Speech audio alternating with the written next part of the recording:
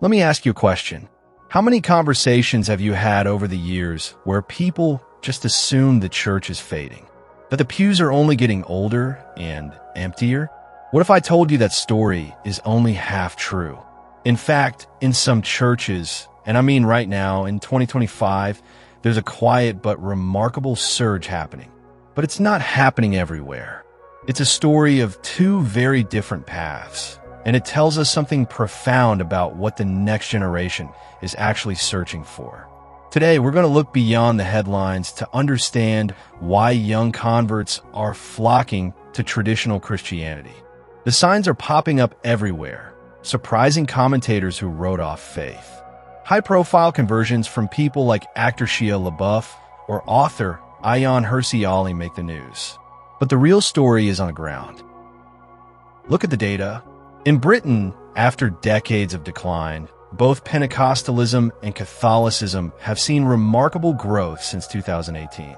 In France, the Bishops' Conference reports accelerating year-on-year increases in adult baptisms since 2020, with many converts coming from non-religious or Muslim backgrounds.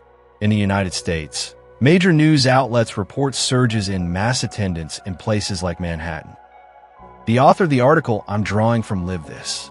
In 2019, he was a curious university student.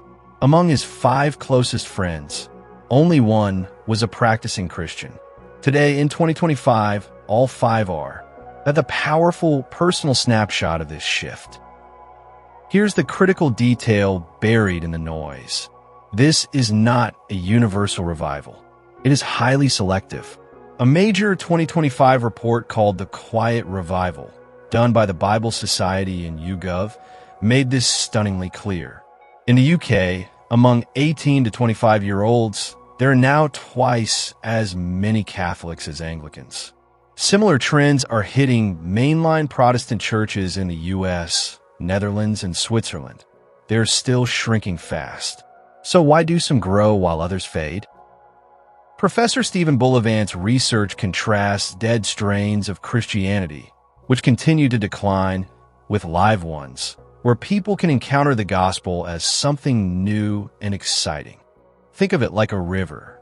A dead branch just drifts with the current, but a living tree has deep roots and can stand against the flow. Many of the historic Protestant institutions, in an effort to go with the cultural flow, changed their core teachings on things like marriage, sexuality, and life. If a church just echoes what's on Netflix or TikTok, why would a young person seek it out?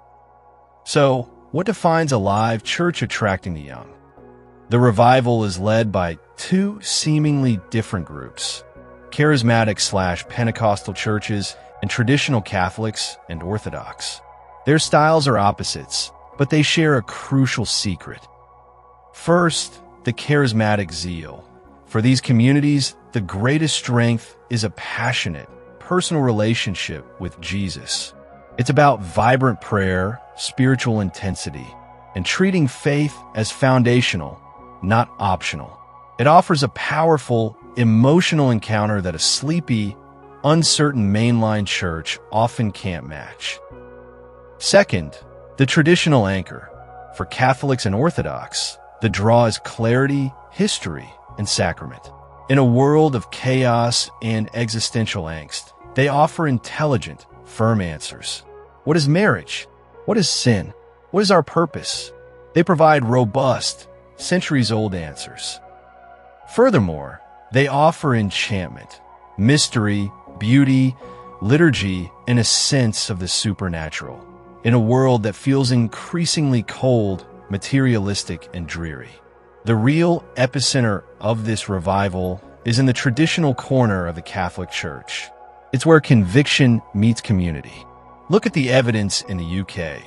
Orderian communities known for reverent liturgy are thriving and have more men in priestly training than any diocese. Traditional Benedictine communities have tripled in size in just years. Why? Because they've built a counterculture. Through podcasts, books, university groups, pilgrimages, and clear arguments in the public square on life, family, and faith, they've created a compelling, attractive world. They haven't diluted the message. They've communicated it with conviction. That's what's drawing people in. Ultimately, the analysis points to something deeper than strategy. The failing churches often reduced faith to a mere human project of moral example and tolerance. The thriving ones are rediscovering the power of grace, the invisible God who animates all things. They offer not just ideas, but a living encounter. So, the next time someone says faith is dying, you can tell them, look closer. It's being reborn in the places that dare to offer depth, truth, and transcendence to a generation starving for exactly that. What do you think? Does this match what you're seeing in your own community? Share your observations in the comments below. If you found this perspective insightful, please give this video a like and share with a friend. Thanks for watching, and may God bless you.